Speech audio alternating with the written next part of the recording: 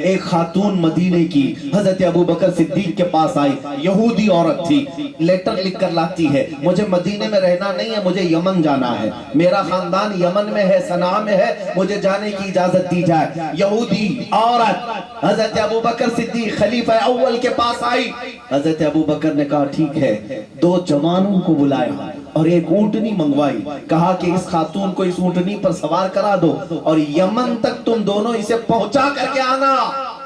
ایک عورت کے ساتھ 2 جوانوں کو بھیج دینا۔ سنو میرے عزیزو، دنیا آج بھی پروپیگنڈا ہزار پھیلا ہے کہ تم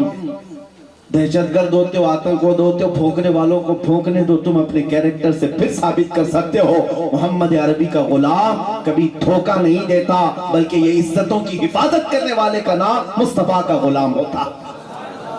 حضرت ابو بکر صدیق کے یہ 2 جوان اس خاتون کے ساتھ چلنے لگے، وہ اونٹنی پر سوار ہے۔ جب راستے میں کہیں کوئی چوکی آتی، لوگ پوچھتے، صحابہ ہی تھے وہاں پر بھی، کون ہے، کہاں سے کہاں جا رہے ہیں؟ یہ 2 جوان کہتے ابو بکر صدیق رضی اللہ تعالیٰ عنہ خلیفہ اول، خلیفۃ المسلمین کی مہمان ہے، یمن جا رہی خاتون اوپر بیٹھی ہے۔ وہ نظریں نیچی کر لیتے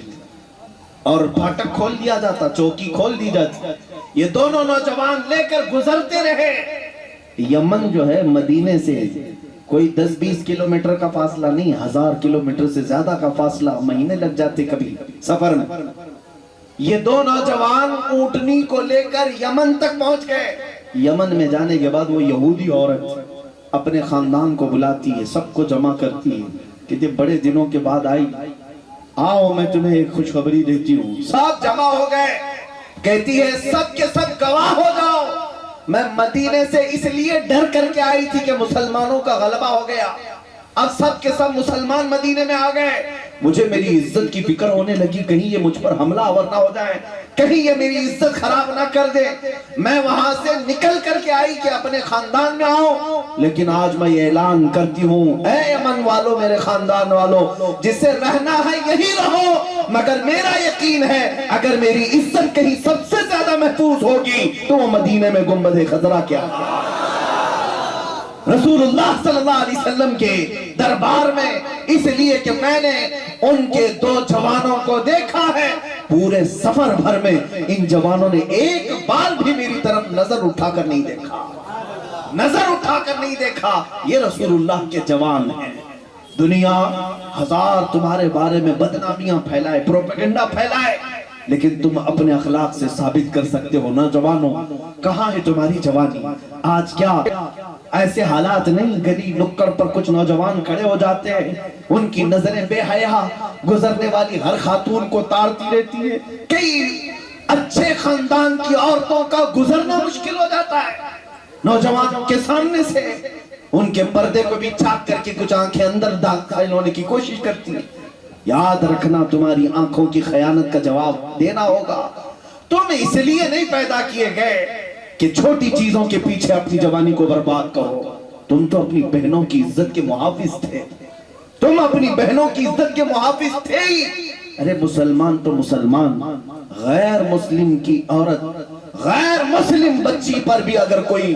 آنکھ اٹھاتا تو سب سے پہلے حفاظت کے لیے محمد عربی کا غلام آگے آنا چاہیے،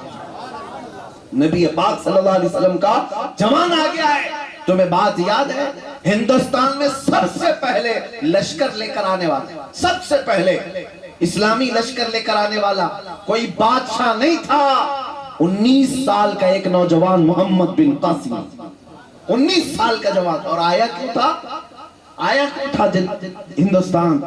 10,000 کا لشکر لے کر آیا تھا، سب سے پہلے 90 ہجری کی بات کر رہا ہوں۔ کیوں آیا تھا؟ راجہ دابر سنگھ، ایک راجہ تھا، اس کے گنڈوں نے کچھ عورتوں کو گرفتار کر لیا تھا جو حج پہ جا رہی تھی، مسلمان عورتوں کو گرفتار کیا، ان کی عزتیں لوٹ رہے تھے، پیسے لوٹ لیے۔ ایک عورت نے آواز لگائی ہندوستان سے، ہند سے، اس وقت کچھ عرب کی تجارت کرنے والے تاجر آئے ہوئے تھے، انہوں نے دیکھا یہ منظر کو، ایک خاتون پکار کر کہہ رہی تھی کیا کوئی ہمارا بھائی ہے جو ہماری عزت کی حفاظت کرے گا؟ وہ تاجر جو تجارت کے لیے آیا تھا، اس نے عورت کی آواز سنی، پھر جا کر عرب میں وقت کے گورنر کے پاس حجاج بن یوسف کے سامنے یہ بیان کر رہا تھا، वो ताजिर बोल रहा था कि हिंदुस्तान में एक राजा के गुंडों ने कुछ औरतों को गिरफ्तार किया, औरतें चीख रही थी, गवर्नर तख्त पर बैठा है, गवर्नर का भतीजा 19 साल का मोहम्मद बिन कासिम सामने से गुजर रहा था, उसने ये वाकया सुना, रुक गया, खड़ा हो गया और दरबार में आया, कहा उस ताजिर से जो हिंद से आया था, दोबारा सुनाओ क्या मसला है। इस ताजिर ने जब मामला सुनाया, उसी दरबार में खड़े होकर मोहम्मद बिन कासिम ने आवाज लगाई थी, लब्बैक या उख्ती, ऐ मेरी बहन, मैं तेरी इज्जत के लिए आ रहा हूं,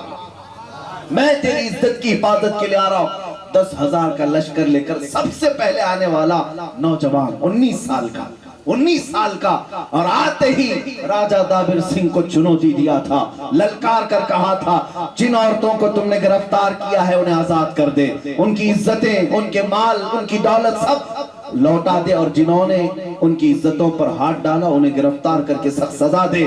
जब राजा दाबिर सिंह को यह बात पता चली कि एक 19 साल का लड़का आया है मुझे ललकारने, उसने घमंड और गुरूर में ये बात कही, तो जैसे मेरे सामने खड़े होने की हैसियत नहीं रखते और तू मुझे ऑर्डर दे रहा है। हजरत मोहम्मद बिन कासिम ने कहा, राजा दाबिर सिंह ने अब तक मोहम्मद अरबी के गुलामों का मुकाबला नहीं किया है, आमना सामना तेरा हुआ नहीं, अगर हमारी बात तुझे मंजूर नहीं तो कल मैदान में आ जा, हम आमने सामने बात करते हैं। राजा की पूरी फौज उतर गई थी, लेकिन ये तन्हा रसूलुल्लाह का नौजवान 19 साल का अपना लश्कर लेकर ऐसा भिड़ गया था, 3 दिन के अंदर उनके छितड़े उड़ाकर रख दिया। उस राजा को भी गिरफ्तार किया, गुंडों को भी गिरफ्तार किया, औरतों की इज्जत की हिफाजत किया, उन्हें आजाद किया। इतना ही था, अपनी बहन की इज्जत बचाने आया था, लेकिन साथ ही सबसे पहले मेरे इस मुल्क में परचम इस्लाम भी लहरा कर गया। जवानी हो तो ये जवानी, जवानी इसको कहते हैं कि अपनी जवानी में ऐसा कुछ कर गया हो कि दुनिया उसे याद रख ले। ऐ मेरे अजीजों, हजरत सैयदी साला